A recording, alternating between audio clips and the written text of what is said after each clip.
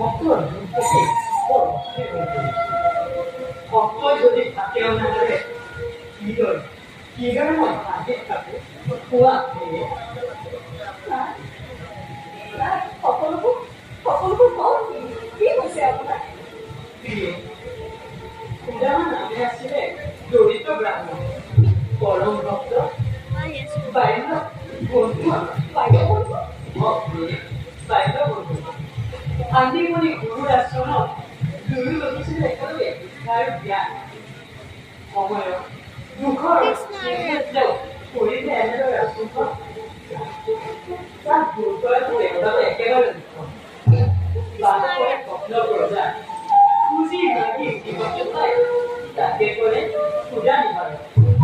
সমস্ত জগত যেতিয়া নিৰ্ধাৰিত আশ্ৰয় লয় তেতিয়া তেওঁ এক মনে এক চিন্তা কৰে আমাক